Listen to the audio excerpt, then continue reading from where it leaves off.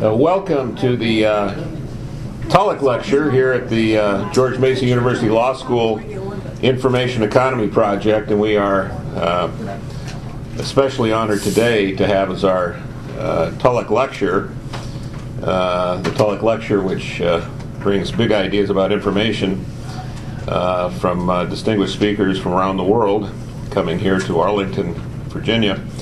We're especially honored to have Adam Clayton Powell III, who is based here now in Washington, D.C., and he coordinates for the University of Southern California various and sundry research projects at a very high level involving technology and information, and they range broadly in scope, everything from cultural diplomacy to human trafficking.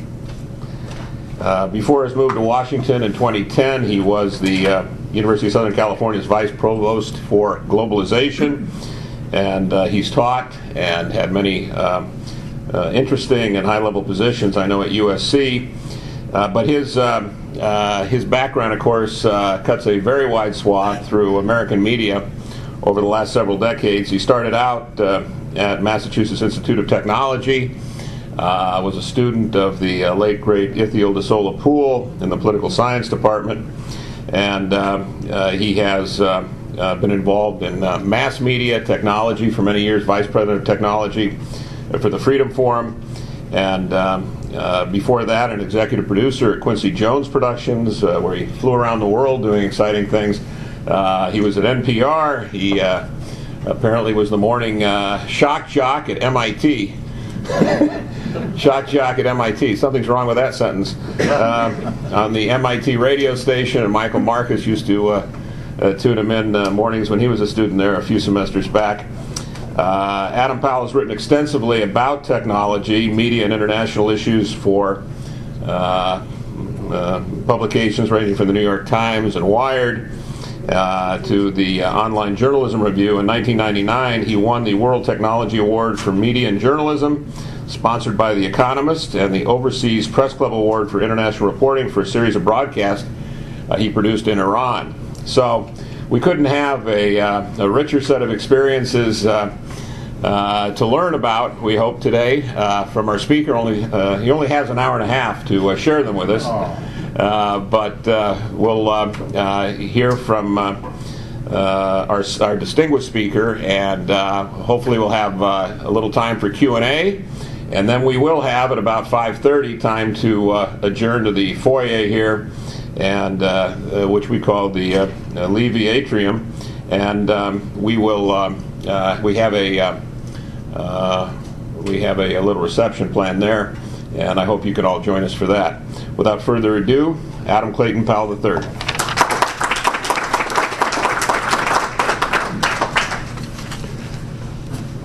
Thank you, Tom. It is a little unsettling to discover that you can walk into a room and someone will introduce himself as one of your listeners from the MIT radio station. I hope that his memories aren't as clear as they might be. Well, thanks, Tom, and thank you to all of you. Many familiar faces, many unfamiliar. Tom's invitation letter said that this should be about big ideas and information, and it should deal with the intersection of economics, technology, and public policy. So here are a few thoughts about freedom of speech, freedom of the press, freedom to publish, access to information, and how they may be changing faster and in more ways than we realize. First, some ground rules. This is going to be a PowerPoint-free zone. I'll make up some PowerPoint slides if you want and email them to you. But too often people talk to PowerPoint rather than to their stated point. Second ground rule is that, as Dan Gilmore likes to say, he says, "My readers know more than I do." And looking around the room, I know that for certain that you know more than I do collectively, and in a couple of cases, definitely individually. So I look forward to your corrections, rebuttals, and amplifications a little later, and perhaps even more corrections, rebuttals, and amplifications over libations downstairs. CBS News commentator and analyst Eric Sevareid once began a program by saying, "Everything you are about to hear actually happened." It's a wonderful way to start a documentary or a news program. He was introducing a documentary about the Army McCarthy hearings in the early 1950s. And when he was hosting this program, which was less than 20 years later, it was about 15 years later, it already seemed like something out of another era. And so he felt he had to begin by saying that it was actually real. Well, once again, everything that I'm about to say is real, is based on unclassified public information, and I can send you sites on any item that you like. Also, as a recovering journalist, I couldn't resist updating it even this morning based on this morning's New York Times, but we'll get to that shortly. As Tom said, I've had I like that sundry, varied and sundry background, but part of it is having been fortunate enough to actually run something I never would have expected, a U.S. National Science Foundation Engineering Research Center, a U.S. national laboratory, in this case one devoted to multimedia. It is the NSF ERC for multimedia. It graduated, which you're supposed to do after 10 years, 11 in our case. We were slow learners maybe. That meant we got more funding in that 11th year, but we're not supposed to talk about that. And nothing we did was classified. Everything was public, or at least it was published in academic journals. We spun off a lab called CREATE, the Center for Risk Evaluation and Threat Analysis, which was funded entirely by Homeland Security, its first laboratory, also on the USC campus. I make it a point not to go into CREATE so I don't have to remember what's classified and what's not. We work closely, I see Jeff Cowan here, work closely with ISI, which is an extremely large laboratory at USC in Los Angeles, with a Washington laboratory a few blocks down the street here. And I know that part of the lab here, where I had an office for a time, they do classified work, and I made it a point never to walk into that part of the lab because, again, in my failing memory, I might accidentally fold in something that's classified, even though I had a security clearance. But anyway, to history. The internet and social media were conceived and greeted as significant steps for advancing freedom of expression and increased access to information. Suddenly, it seems, anyone with access to a computer or now to a cell phone is a global publisher and a personal curator of the largest public library ever created, dwarfing in sheer volume the great libraries of Alexandria, Timbuktu, or even the Library of Congress. All this may be true, but what these advances may obscure is that at their very core, there are serious difficulties that threaten freedom of expression and access to information.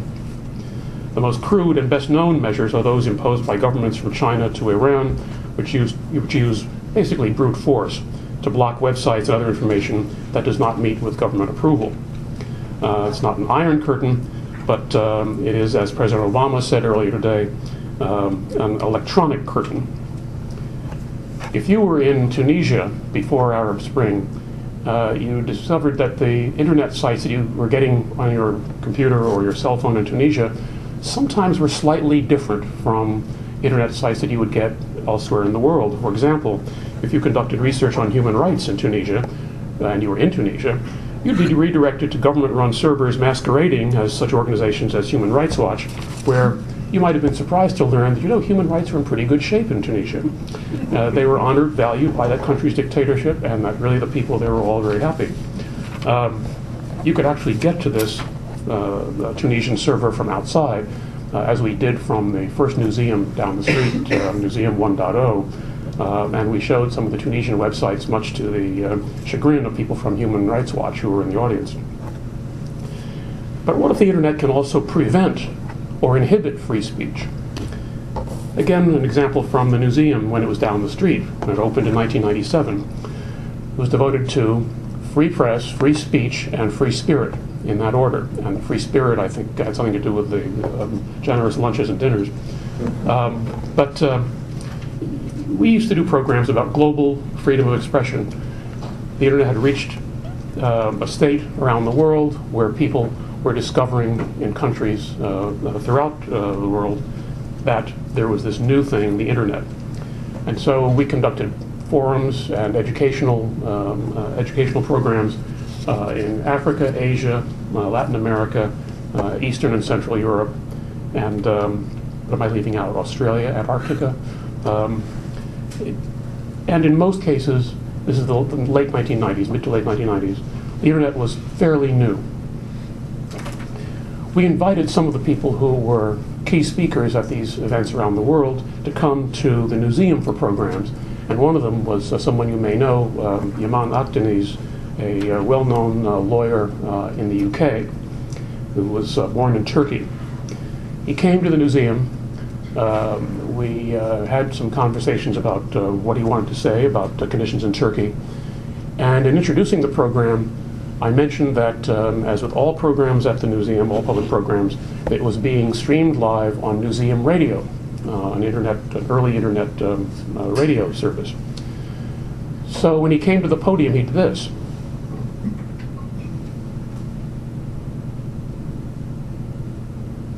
I said, "Are you all right? Do you need some water?"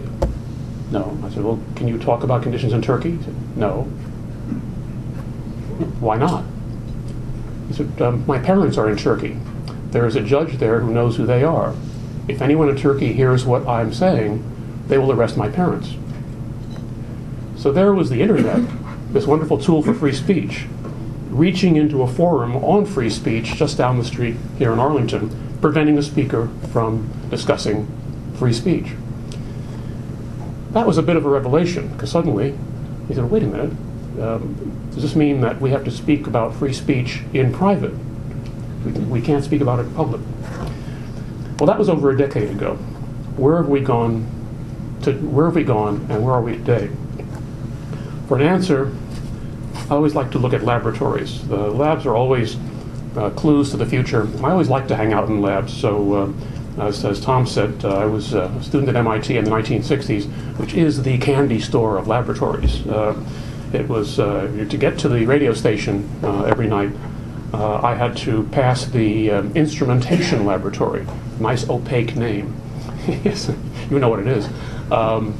It's an industrial-looking building on Memorial Drive, which just happens to be where inertial navigation was invented in the 1940s. The inertial navigation is what guides missiles. It's what guided the Apollo spacecraft to the moon, and 4 or 5 of them are in each flight deck of the 747. The Poseidon guidance system, Poseidon's missile guidance system, enabled to be launched from a submarine under the water, pop up out of the water. The missile would fire its main engines and would fly thousands of miles and land on a target within 100 meters of where it was aimed. That was quite remarkable. It is quite remarkable. Basically the same system, the Poseidon guidance system, slightly changed, flew on the Apollo spacecraft. And basically that same system, very slightly changed, is on board 747s. In fact, when Boeing first proposed using these on Boeing 747s, when they first came out in the 1960s, there was and you can look this up, there was considerable discussion that Boeing 747s could only be sold to NATO countries because they contained classified devices. That quickly fell to the wayside as countries that were not part of NATO wanted to order many of them, and Boeing wanted to sell many of them. If there was bad weather, I would get to the radio station by going through the tunnels under MIT, which are all linked. And there was a funny, strange little symbol on a door one night that I saw one night. So, what can they do to me? I knocked on the door. A grad student opened the door. I said, "Yes." I said, "What are you doing here?" And he said, "Come in." I discovered you could knock on lab doors. This may not be the case anymore, but at least then you could knock on lab doors, and people were only too happy to tell you what they were doing. And that strange symbol was something which they had just designed to alert people that they might be firing this new thing called a maser. And he showed me how it could punch a hole in a piece of aluminum foil, which I didn't believe. I said, "Oh, what's the trick?" He said, "No trick. It's coherent energy." Yeah, right. In Building 50, which was about 100 yards from the radio station, there were these unconventional psychocognition experiments. And if you're wondering what that is, I see another smile from our friend from NSF. That's because the U.S. heard the Soviets were doing it, so we had to do it too. Think of the men who stare at goats. And then at Tech Square, right around the corner, there were a bunch of grad students who prided themselves on being anarchists who were working on something called packet switching. The idea that you could break up a message into little packets and you could send the packets all over some network and they would all be collected. And it sounded like the most Rube Goldberg device I'd ever heard. But of course, that became the ARPANET and then the Internet. And I'm convinced that inventors leave in their inventions some of their personalities. And so I think some of those anarchist personalities are embedded in the Internet. Let's move forward to the late 1960s and early 70s at Stanford University. And there was an exploration of pseudo-color analysis. This is something which is not widely known, and certainly at the time is deliberately not talked about. The ability to look at a black and white photograph and extract easily information on images that were not visible to the naked eye.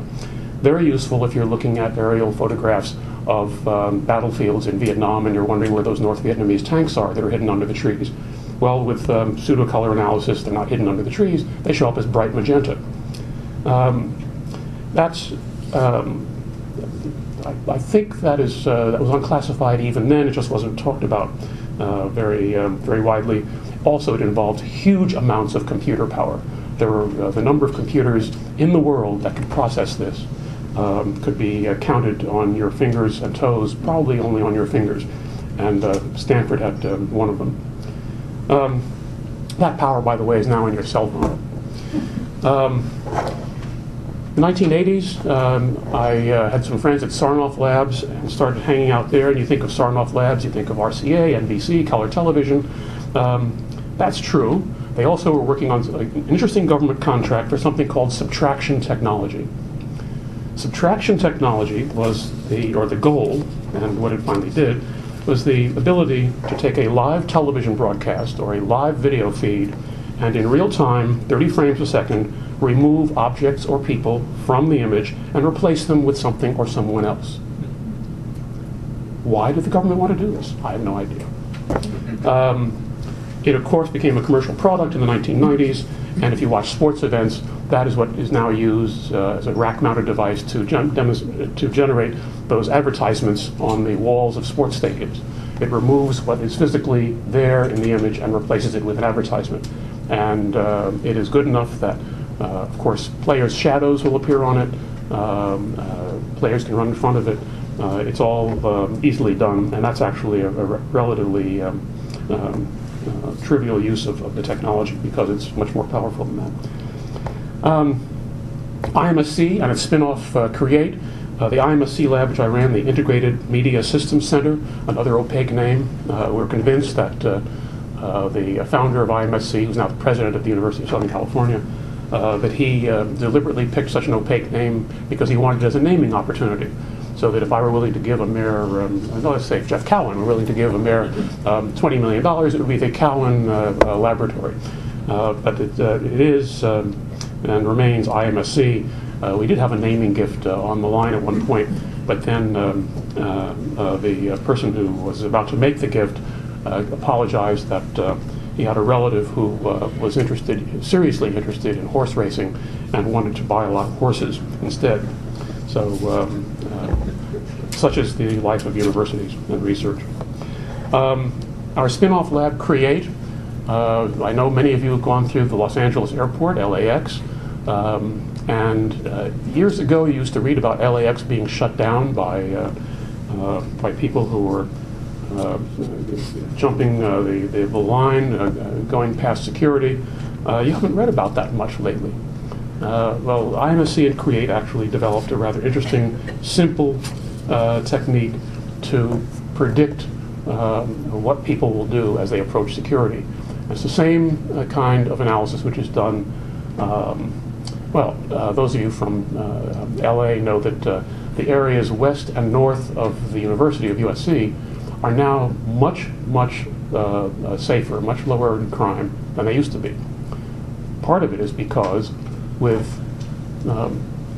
video cameras in the neighborhoods to the west and north of the university, with the permission of LAPD, we can see how people are moving in the streets. Somebody about to snatch a purse or somebody about to break into a car, it turns out they have a unique signature. And so all you have to do is watch and wait for that signature. Now, USC's campus patrol, they don't carry guns. They do ride on segways, though, so they can get places quickly. So they ride out, and they say, "Hey, you look lost. Can we help you?" And people leave.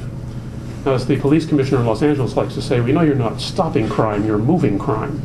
But that's good enough for the moment.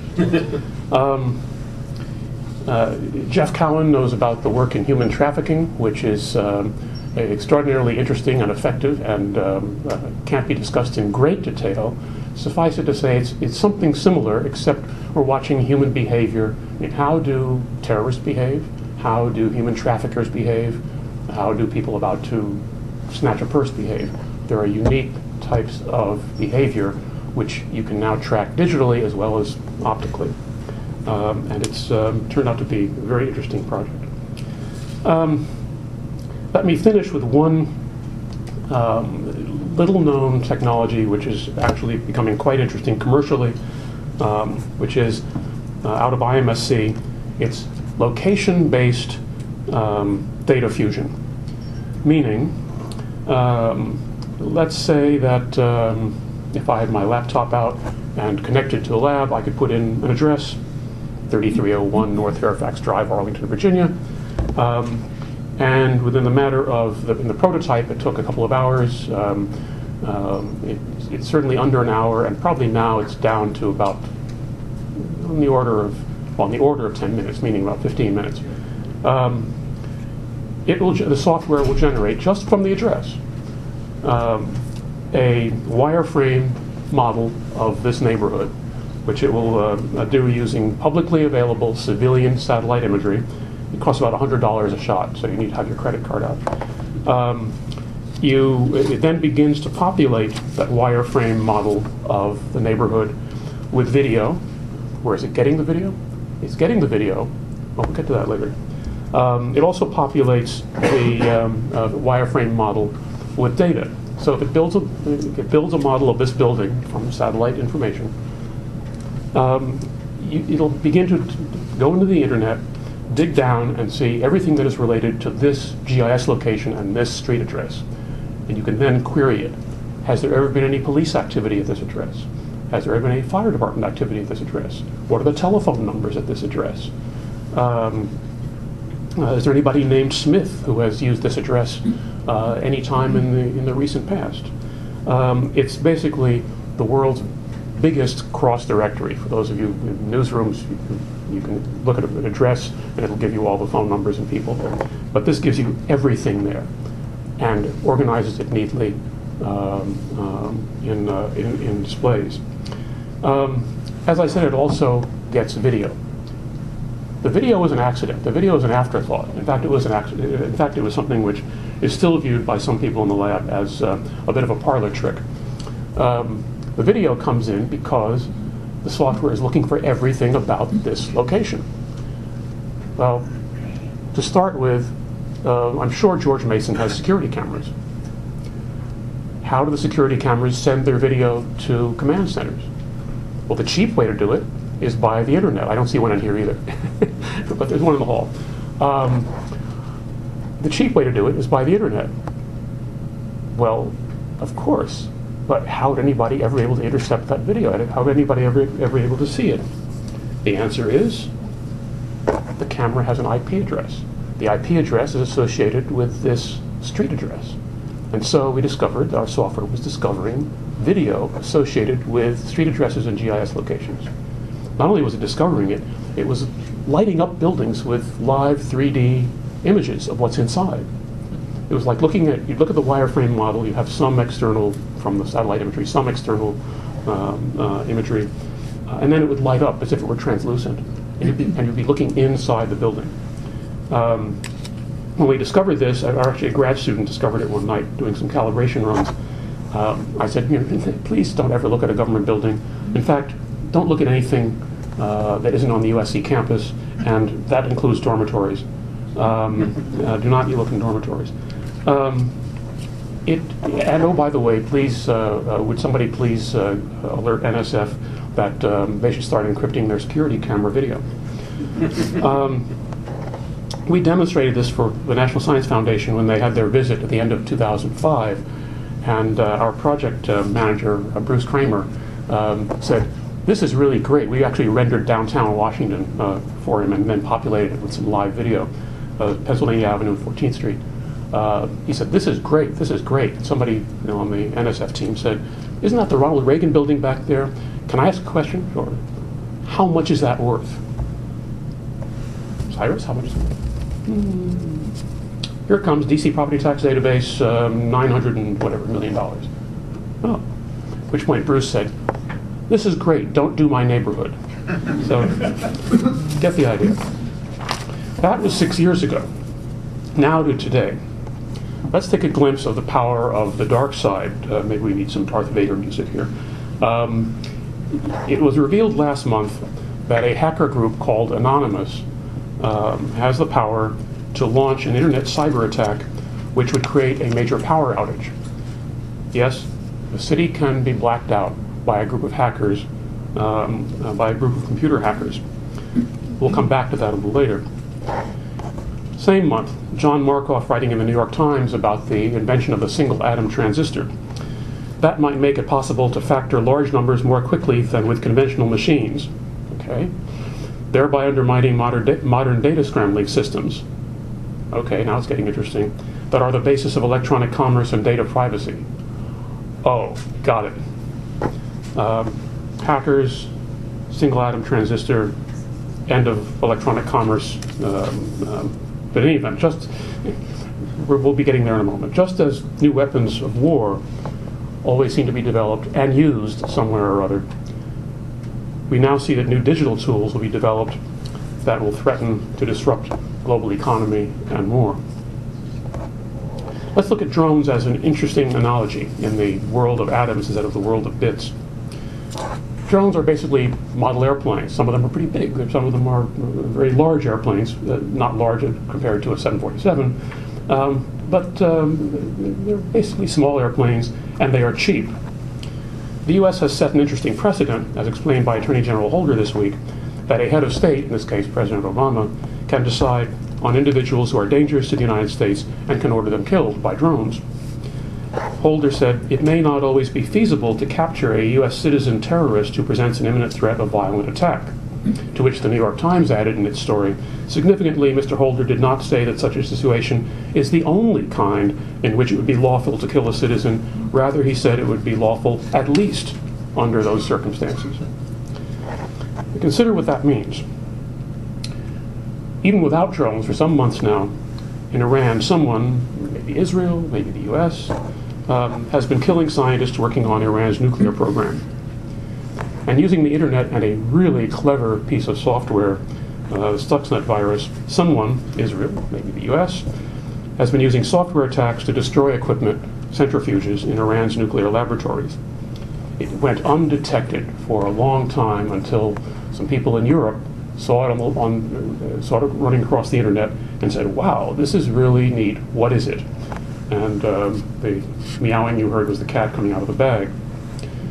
Iran is blaming its enemies, Israel, maybe the U.S., for somehow causing a large explosion in one of its facilities, killing and injuring many.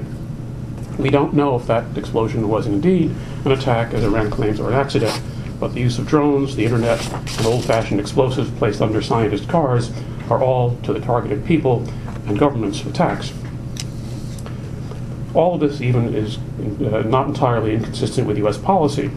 The president said on Sunday, a nuclear-armed Iran is completely counter to Israel's security interests, but it is also counter to the national security interests of the United States.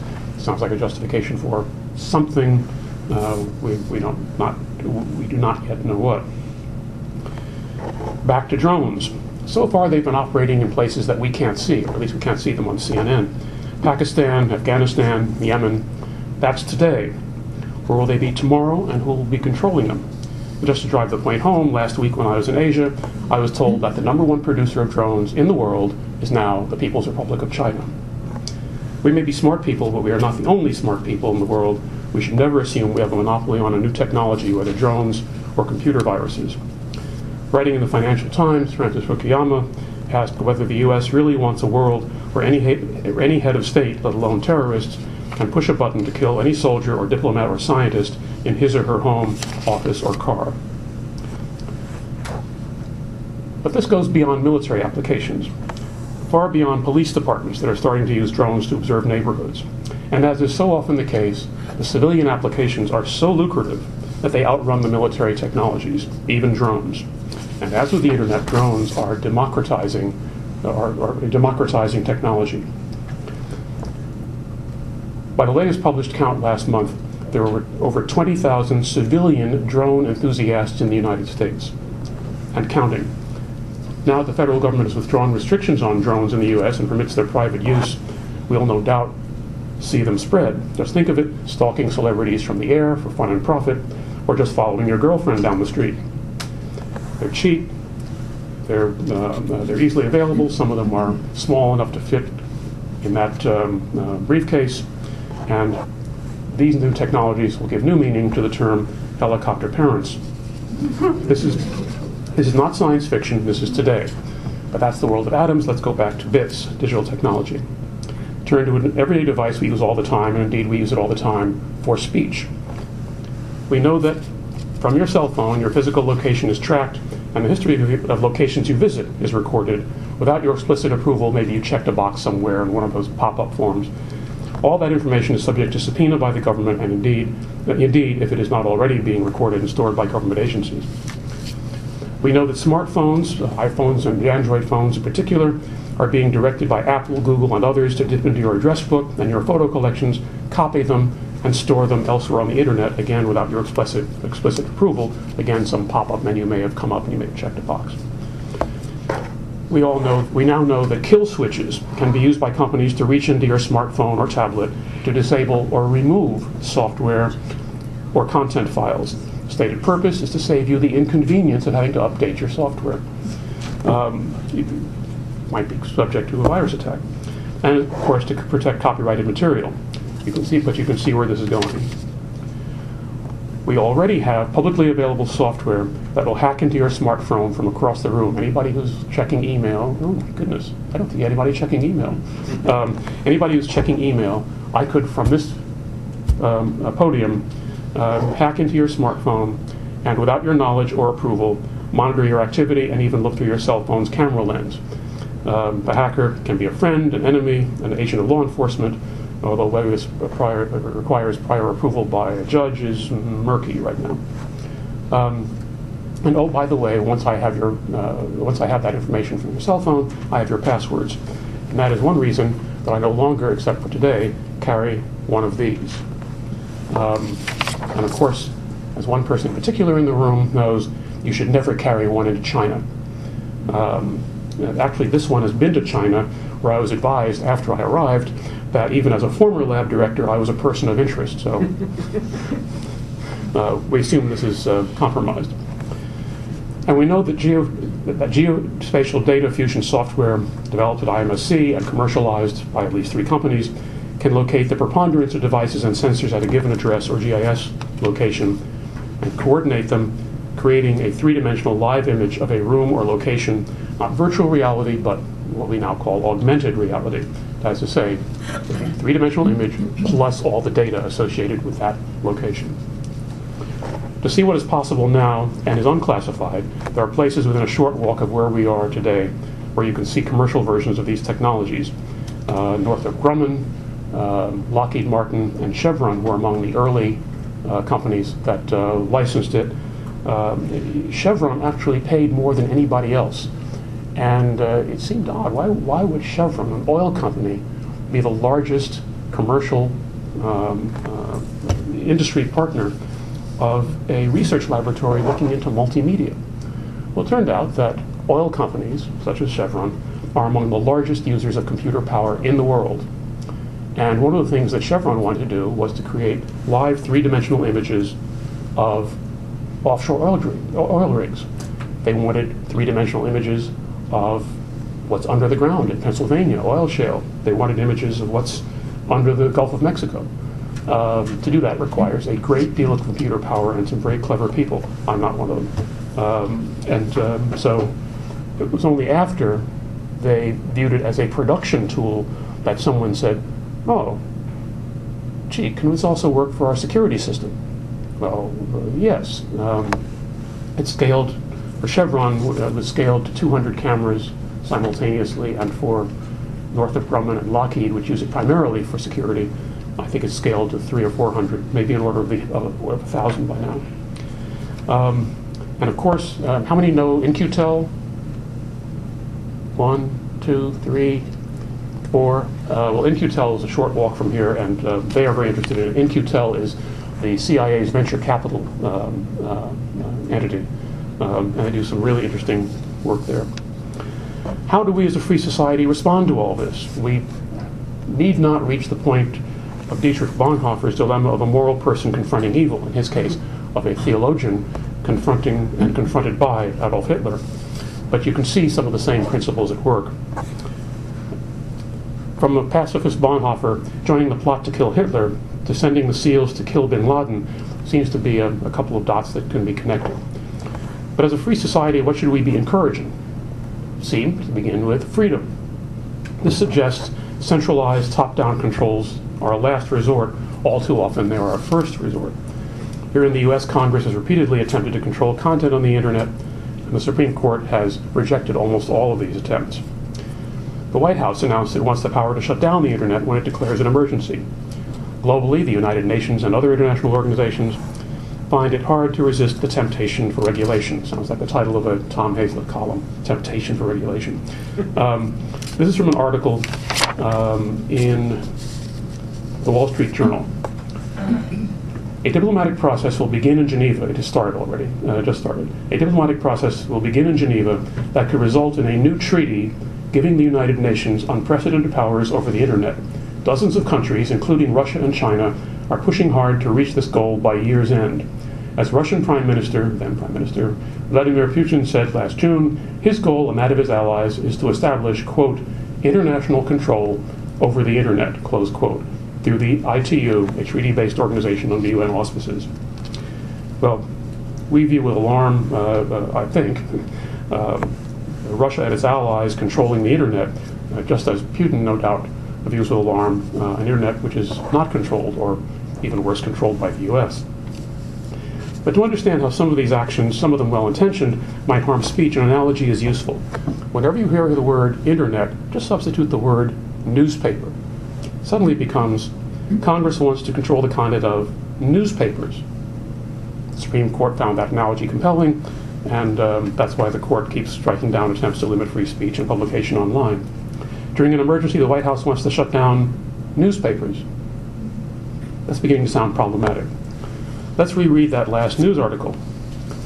A diplomatic process will begin in Geneva that could result in a new treaty giving the United Nations unprecedented powers over newspapers. Dozens of countries, including Russia and China, are pushing hard to reach this goal by year's end.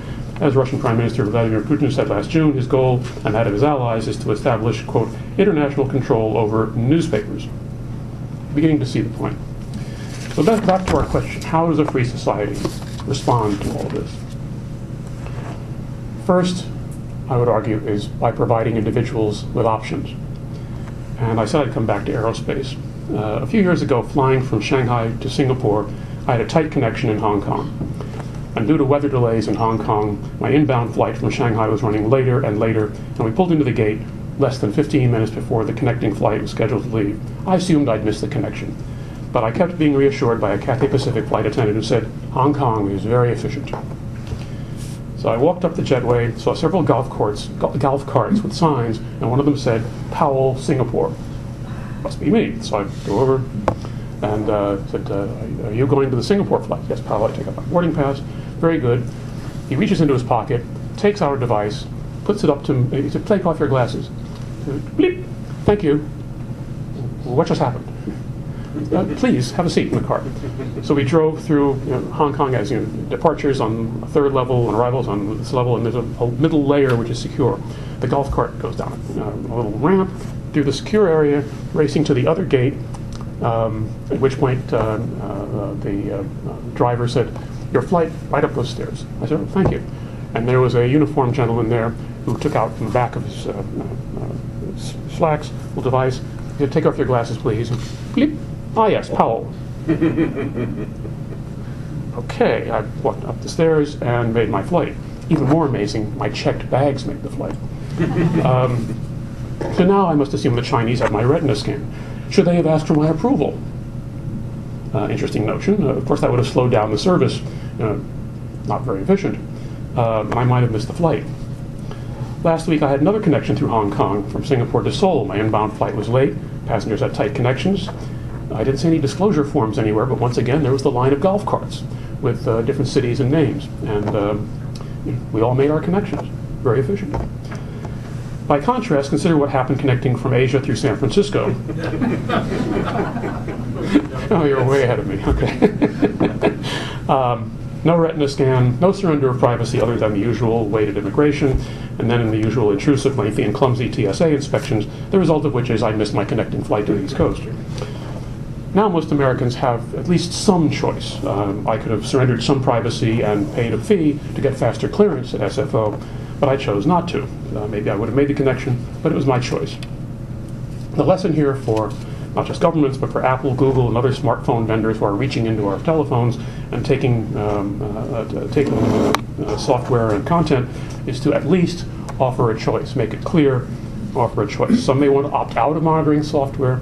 Others may want to opt in, especially if it's cheaper or if there's a social network attached.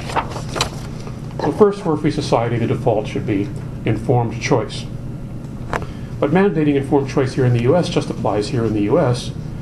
Our free society is governed by local ordinances such as the U.S. Constitution. Our free speech is governed by the First Amendment, a local ordinance.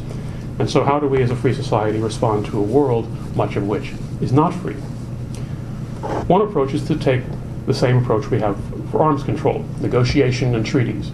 Negotiation going on in Geneva over the internet is probably a step in the wrong direction, but we'll see. The analogy begins to fall apart because of Henry Kissinger's famous phrase, "trust but verify." It's very hard to verify what's going on with the internet and digital technologies. They're small, portable, and cheap. Remember that hacking group called Anonymous? Look at page 1 of today's New York Times. I know you have today's New York Times in your bag, right? It's a 2-column headline or a 3-column headline below the fold. To the extent Anonymous had a leader, it was a 28-year-old man operating out of his apartment in a New York City housing project. No big laboratory, no big office, no big budget, just a guy in his apartment. This is not the world of nuclear weapons and intercontinental missiles. It's just a guy in his apartment, which is not to say we should not have negotiations and treaties, merely that we should be aware of their limitations. There will always be the guy in his apartment. Which leaves us, and I look forward to our discussion, with a few possibilities.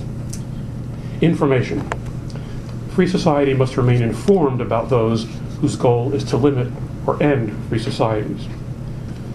Research. A free society to remain free must remain at the forefront of technology to at least stay abreast of tools being developed by those whose goal is to limit or end free societies.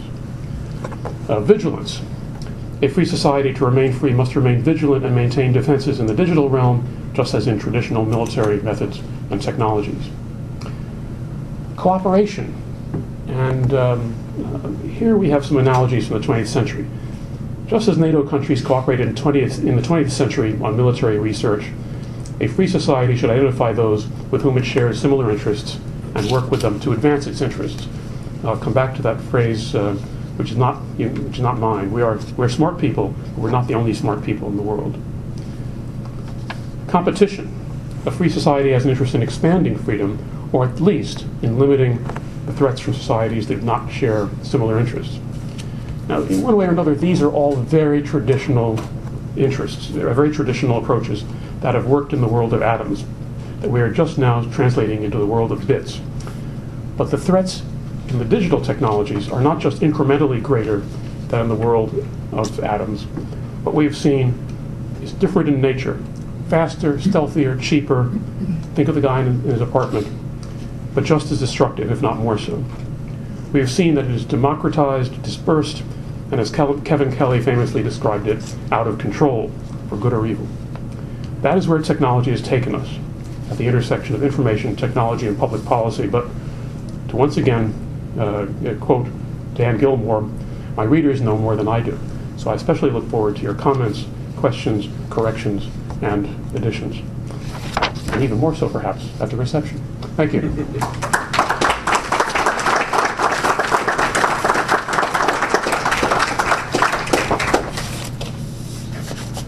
Questions, comments? I thought I saw somebody about to. Oh, okay. I'll be happy to ask the first. You talk about, I guess, President Putin's plans now for the internet through the ITU. What does he have in mind? Where might this go through the ITU to give countries like Russia more control? Well, the relatively benign model would be the traditional PTT, applying postal regulations to the internet. That's the relatively benign model. Obviously,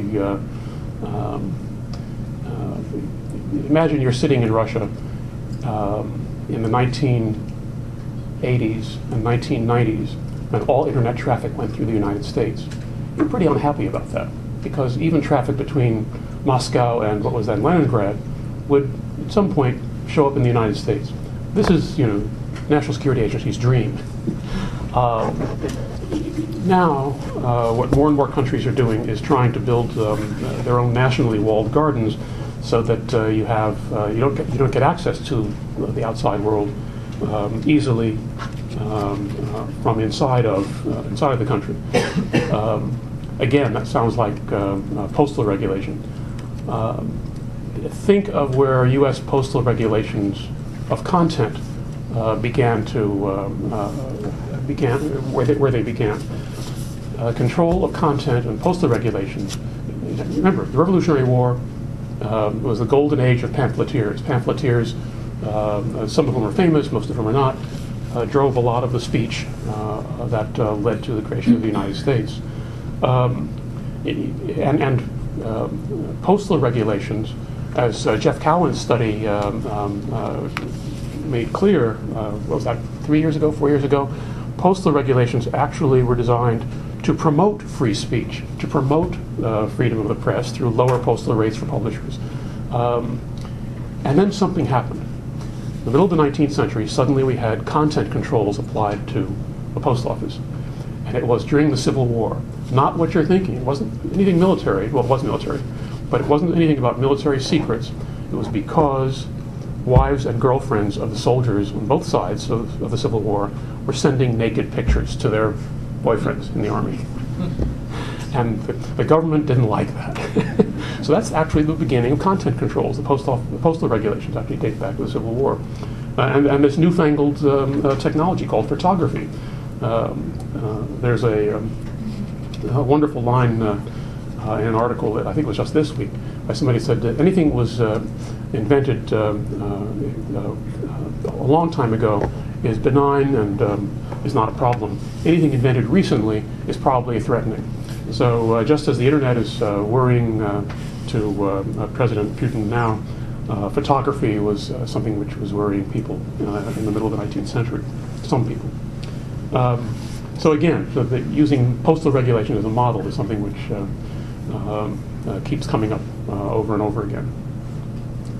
Yes, Dwight. Yeah, I know you've covered this in your studies, and all the debate that goes on net neutrality, the impact on mass media, where mass media is going to go. There are some people who are very concerned about changes in copyright law. This is the Mike Wallace question. Some people say. Yeah. Go ahead. I wonder what your opinion is. First Amendment versus copyright is supposed to encourage innovation, for example. So it protects you, who have this great idea for this new technology or app or whatever it is. But on the other hand, it also precludes a bit of innovation, because it means that someone else who may have had a similar idea or one to piggyback on it is sort of stifled a bit in terms of his or her innovative activities. So if you were to discuss or think about the two areas that are impacting on social media, the democratization of media, I would say, as they all relate to net neutrality when you go on the internet and all that, First Amendment protections and guarantees versus copyright law. Have you have any ideas about how copyright law may be changed by this administration or subsequent administrations or the courts? I have no. I wouldn't venture any guesses about what this or future administrations would do. But again, I think that one test is to go back to my newspaper analogy. What is the best analogy in the print world which the Constitution addresses for some of these issues? And you have it changed, as you know, for not only broadcasters and movie studios, but it certainly changed the music business. Sure. And as we get faster speeds and faster and the ability to download something in as large a file as a movie very quickly, the business models change.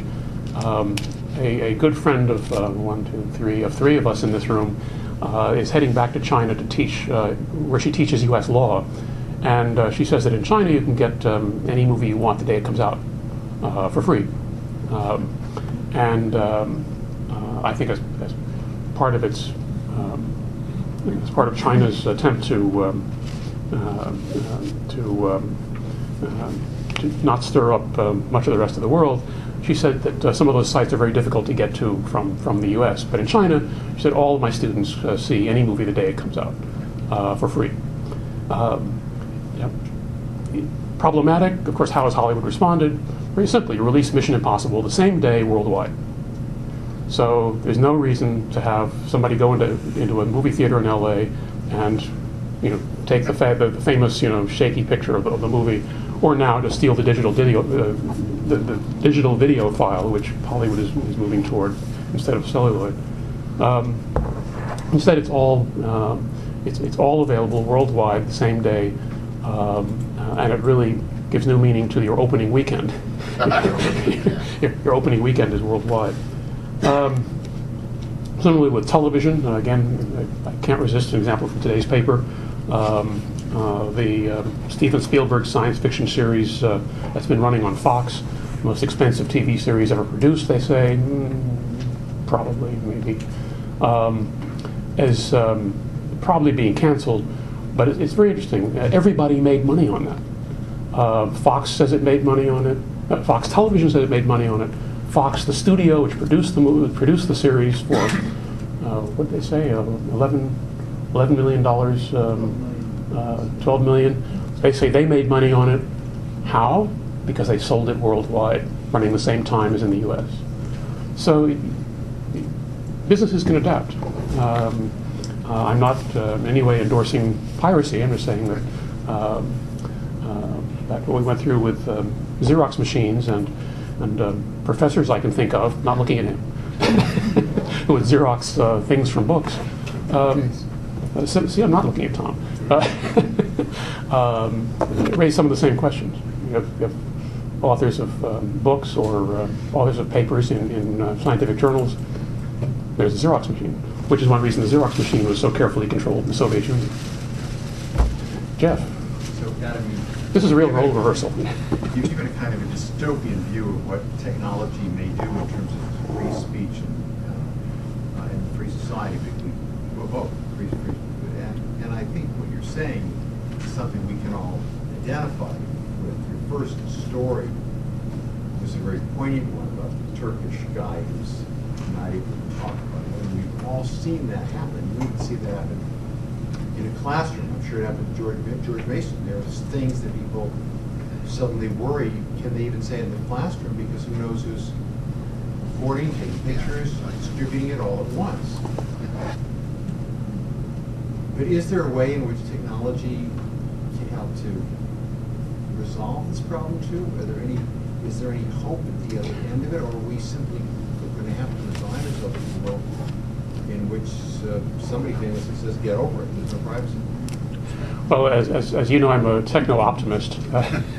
So despite all of the bad examples, there are usually workarounds that technology makes possible. In Yaman's case, what we did was simply stop we stopped the streaming for a while. There are countermeasures that you can take that are familiar to at least a couple of people in the room to just about any form of surveillance. Some of them are inconvenient, ranging from not being able to take your phone into China to having to set up. Those of you old enough to remember the Get Smart TV series, there was the cone of silence that would descend. There's a digital version of that, so you can have the digital cloud of silence. Very annoying, very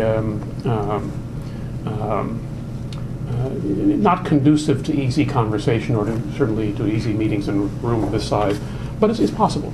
So you can say, we're going to have a record, an off-the-record or Chatham House rules a conversation. And that's a good example. We actually ran into this in the forums that you've been introducing by video from Los Angeles, except when you've been here, where some people speaking who may be CEOs or COOs of public broadcasting entities don't want their remarks to be candid, don't want their remarks reported or at least attributed to them in any way. So even though the editor-in-chief of the magazine that covers public broadcasting is sitting in the room, he's agreed to take everything, not to attribute anything that has not been explicitly allowed in terms of somebody opting in. And a couple of people, like your successor, Ernie Wilson, the current dean at USC Annenberg, he opted out. He said, I'm off the record completely. And then he had some pretty scathing things to say. That's the sort of pre-technology version. Now, Ernie was somewhat dismayed to learn later that someone from Maryland Public Television actually recorded what he was saying, but the reporter who did that had agreed not to use it. He just accidentally, he said, left his machine running. So there are ways around these things, but it requires constant work. So, there were some examples that I could have used from the Middle East, from a certain country which is a strong U.S. supporter, which is one of the more active in exploring different ways of controlling internet content for good, they would say, and for good, some people in the United States would say. But it's a similar effort. Jeff, the other Jeff. Adam, it does seem, although it's hard to predict exactly, that television and the internet, television, like those of us who watch Kukla, Fran, and Ollie know, and the internet appear to be merging. I didn't hear all the news from Cupertino today, but it's possible more is coming. And that eventually, in the home, in the family setting, or in the individual setting itself, with a tablet or whatever, there will just be one thing that delivers everything. And that content will come to you in basically that format. That the distinction between broadcasting, where, if you will, everybody knows what you're saying, to a kind of a streaming, where perhaps only a few people know what you're saying, or you're doing, or you're showing. Do you see that as something that might, first of all, do you even think that's where we're going? And secondly, do you see that as something with a liberalizing effect? Or because in fact you can do that with audio right now. or something that might have possibilities of even greater control and more danger that autocratic control might take over? Well, usually the first thing that happens is liberalization, and then I mean, inventors always run ahead of lawmakers and regulators, almost by definition. Interestingly enough, IMSC's chief investigator for audio took a leave of absence from USC last year and is now at Apple. And I had an email exchange with him about some of these things a few days ago. And he basically, no, I shouldn't say that. One can basically say that this is not that much different from where we are now. One thing that's always impressive, now I haven't been in a classroom as a teacher since spring of 2010, I guess, when we taught that course together. And even then, way back in 2010, if you ask students, do you watch television? Say, oh, no. What's your favorite program? Oh, Pan Am. Well, you said you don't watch television. Oh, I watch it on Hulu, or I go to, they've already made that transition. Or NPR, do you listen to the radio? Oh, no. But you asked them about a story that was on Morning Edition. They'll say, oh, yes, of course, yeah, we heard that. And it may have been a file that a friend sent. So what Apple is trying to do is basically, as Apple always does, try to lure you into their walled garden and just be happy in with the gospel according to Steve. But the House of Steve, I guess that's what they call it. It's really here. I mean, the idea that what was science, that the supercomputers of the 1970s and science fiction of the 1950s, you know, the Dick Tracy wrist radio, we got that, except now it's television also. So that's really gone there. When I was in Singapore, the National University of Singapore, they have these wonderful business cards, which, of course, all of our business cards get more and more crowded. Theirs include a picture on both sides, with the Chinese and English sides. Well, now they have another line. And I said, well, gee, there's the URL, there's the email, there's the phone, there's the fax. What's that? Oh, that's our YouTube. Oh, your university's YouTube. No, my individual YouTube. Each individual has a YouTube. A YouTube home. That, Singapore is always very interesting as a glimpse of where things are going. YouTube what? A YouTube what? They have a YouTube home. There's a YouTube that they've created, a video they've created, and it's on their business card. It's like a channel, like a YouTube channel. It's their own channel. Right, and it's basically their video introduction of themselves. Here's what I do. Here's some things I'm working on. And look over here on the side and look at some links that you might be interested in following to other YouTubes. So it's, I think something like that is probably what's going to be not enabled but encouraged by this merger. So privacy can only be managed. It can't be. It's no longer a reality. It's a journey. You can do it. You can take the batteries out of your cell phones and all your other devices right. and subscribe to Reputation.com, right? Right. And monitor your presence on the web and any place else. It's always very interesting to. And students do this all the time, to Google yourself and see where you're popping up. Yeah. Of course, on Facebook, they'll let you know when somebody's tagged you in a photo. Yeah. It's usually not me, by the way, but that's another. So that's sort of beyond privacy. Anything else? Yes. How encouraged should we be? Well, let me say it different. Maybe it's neither encouraging or discouraging, but given the very nature of the internet and what you said about how when you're doing, even the guy in his apartment, sort of gets found out. How secret can one be? Can a nation be? Can a guy in his apartment be? Can a corporation be in developing new ways of spying on people, new ways of protecting oneself against spying? I mean, is just the fact that you're working on some internet technique or technology mean that you better be careful? Almost everybody has access to it. Yes. So that's the last question. But let me turn around and pose an interesting business question I hadn't thought of until you asked the question. You've worked at a couple of places that were nonprofits that accept donations. Can you make an anonymous donation anymore? You can check a box that says you want your $10,000 contribution to be anonymous, yeah, but you can't. Yes, it can't be. But then you could you really couldn't, unless you went through another person. You could never make an anonymous. You know, somebody had to write the check. That strikes me as a model of what's going on the internet. I see. How does one opt out from a drone?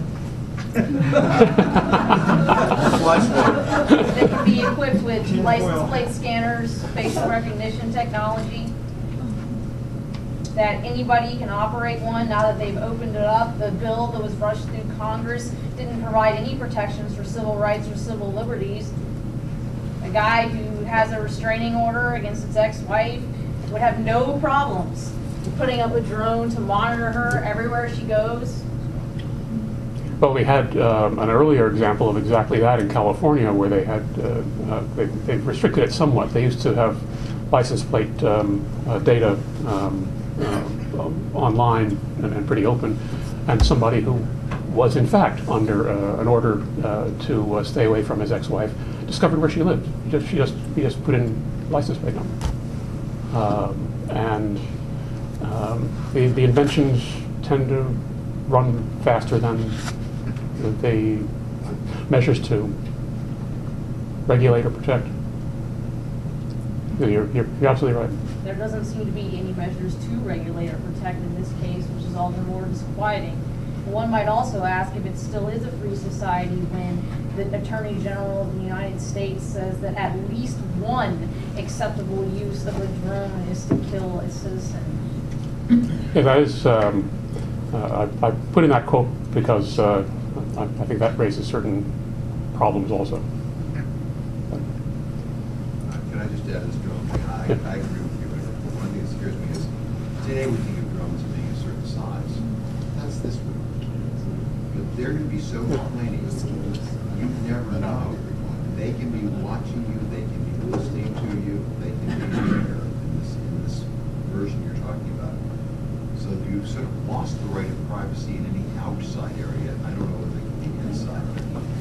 It's a scary phenomenon. Yeah, small ones are being designed to deliberately get inside, and they can. Remember the case of the diplomat who was stabbed with an umbrella?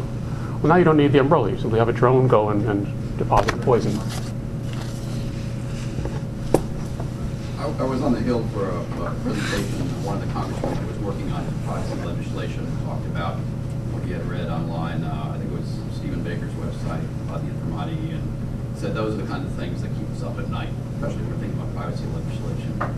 And I'm wondering, you know, in the context of science, particularly medical science, you look at some areas, it's maybe a naive question, but like for instance with genetics and cloning, where there are places where generally the profession says, you know, we're just not going to go there.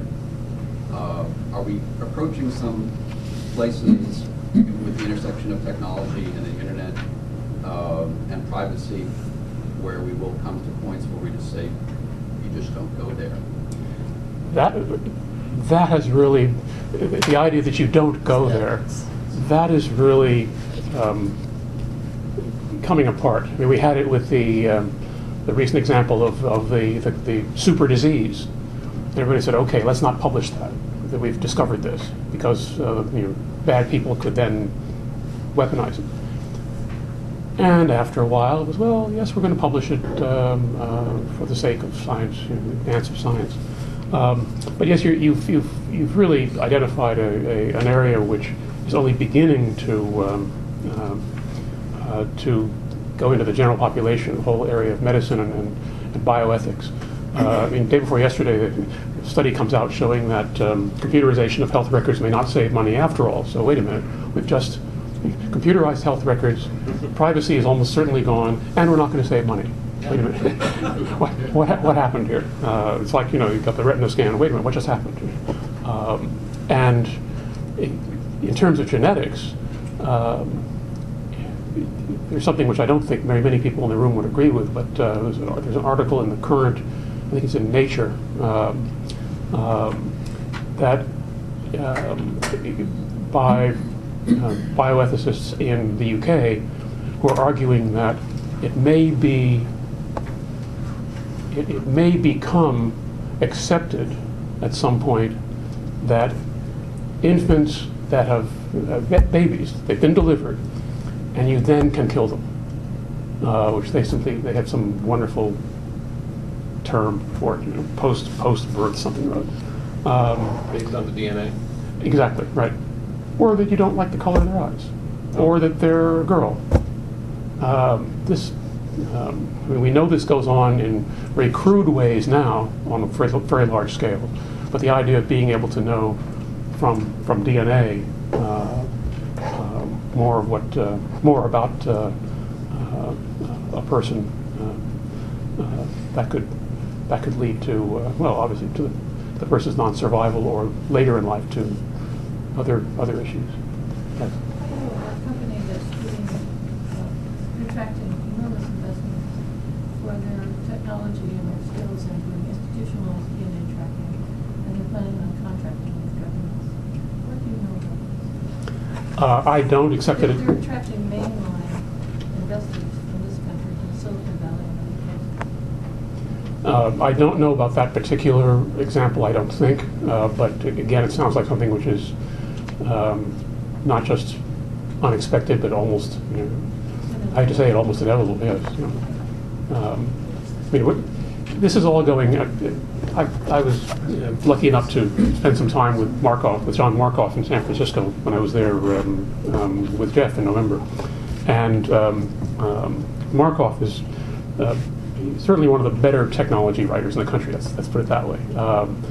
He's been the chief technology reporter for the New York Times for over 20 years, and before that, the San Francisco Examiner. He says that the problem now is that things are moving so fast. He's always said things are moving faster and faster. The pace of change is accelerating. He said things are moving so fast now that no one really knows what's going on. That you're constantly looking back and discovering, oops, this has just happened, or oops, this happened a year ago and is now spread across half of Asia.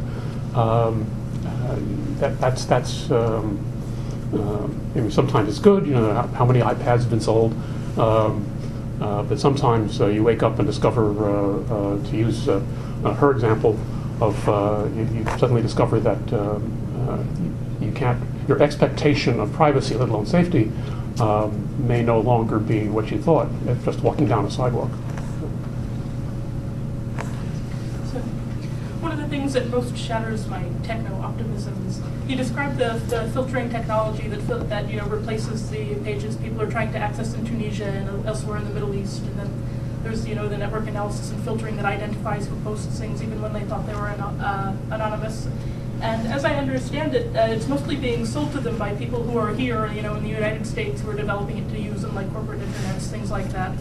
So that if you think this is a disturbing trend that's destroying free speech, you're not only having to fight the policy battles, you're also having to fight like the companies in your own country. So, how do you think that's a trend that should be stopped, and how would you suggest stopping it? I would hope that there would be. This is the perhaps hopeless optimist side of me. I would hope that there would be some shame associated with selling equipment that's going to be used for certainly for death. Of course, that hasn't stopped a lot of manufacturers. I saved the easy questions for you. This is a lot. Having grown up in the 50s on Mad Magazine, I keep thinking of Spy versus Spy. Every time you think you've got something that's really good and great, then along comes the other side, and they figure out some way of turning it to bad. So you've got to race again to catch up to do something better. And there are a couple of people in this room who are involved in that right now. It's a little bit like, no, not a little bit, it's very much like the arms race. you just have to keep going, except that now it is so fast and requires, I think, a level of expertise which, unfortunately, in the U.S., due to our visa policies and the history of domestic American students not choosing to go into a lot of these areas of research. The result is that if you walk around a typical laboratory in the United States that's working on some of these questions, you'll find many of the people there are non-U.S. citizens who are going to be forced to go home by our visa policies. And the Chinese and Indian and Korean and Singaporean governments are welcoming them with open arms. That, I think, is the real long-term damage that that is being done, and maybe the biggest damage done by the airplanes on 9/11. On that cheerful note, we probably need a drink. Well, we just a couple minutes left here. Speaking of the national security issues and all that's happened the last decade, lots of expenditures for technology, obviously, in that area. And yet, maybe the most costly part of, I think you might have said something directly about this, the most costly part of all may be the long lines at the airports that seem to have very small value in terms of actual security. And you gave us the story about, there are other ways to do this, and people don't have to wait in lines, and that, if we could bypass it. But I think you ended up just on the choice side of that, saying, if you want to pay extra in the United States, you can go on the express line, and they will take a look at your iris or whatever they're looking at there. So do what do you want to say? Do we want to take it more towards Singapore, or do you think it's an equilibrium here that we have long lines and then high price short line, the express lane, or should we be figuring out a better way to do this national security thing at the airport? Well, first, I thought you were talking about Virginia highways with the new toll. Same principle. Right. I always like the idea of choices. I could have chosen to do something which take actions which would have allowed me to make that connection in San Francisco. I deliberately chose not to. That always strikes me as a good default. That all of one or the other. I mean, basically, what you have in most domestic airports, including I think all three here, is no choice. I don't think there is choice here. Clear operated for a while. You could pay, I forget how much, not that much, if you travel a lot, and it saved you a lot of time. It would bypass TSA. But I think that's only working now in Dallas, Atlanta, LA, and only at some airlines. Right. So that makes it a better question, because do you like our default or do you like the Singaporean default? Oh, I prefer. You're thinking of Hong Kong. I prefer being able. Hong Kong on the. Yeah, yes. Being able to opt out, or at least be told. There wasn't even the drop-down menu with the legal language and check here. It was just take off your glasses.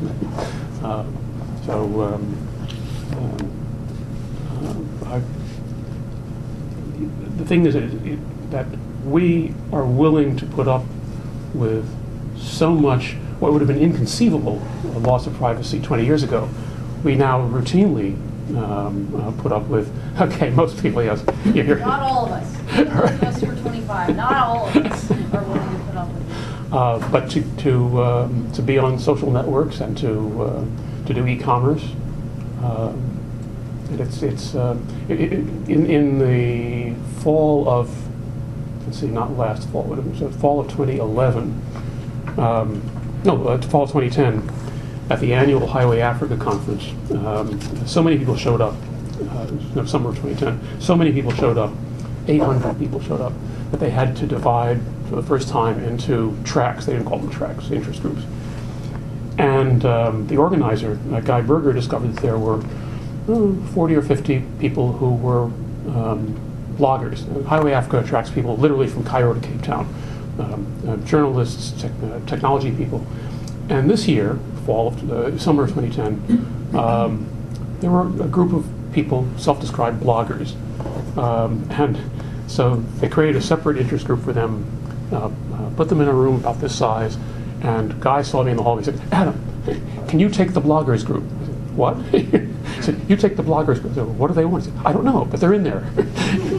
So I walked in and I asked them where they were from Tunisia, Sudan, Egypt, Zimbabwe. I think you're getting the idea. They were all from places that were going to be in the news a short time later. And they were all waiting for my PowerPoint. So I plugged in my computer, and I went to the usc.edu website, usc.edu/identity, which is the place where you can get all your stationery and letterheads and business cards. And part of the site gives you the templates for PowerPoints. And so I put up a blank PowerPoint slide, just at USC at the top. And I said, "Here's my PowerPoint. Now let's try to fill it in. What would you like to what would you like to talk about?" And one person raised their hand and said, "Well, our government doesn't necessarily like the way we are blogging. How can we be more secure? We move around a lot, but the police still seem able to find us." I said, "How are you blogging?" "From a smartphone." She said, "Oh, from a cell phone." I turn it off, but they still seem to be able to follow it, to take the battery out. They're also, take the battery out, then it'll be more difficult. Okay, so put that up, security. Then there are others like electric power, things we take for granted. What happens when the power goes out? You only have power 2 hours a day. But last year at Highway Africa, I didn't see anybody from the bloggers group. I didn't see them in the registration. I didn't see them listed as delegates. They weren't there. I think they're all back running their countries. But it was interesting to meet that group of individuals, having no idea what would be in store in the next 12 months. But helping them with pretty basic questions.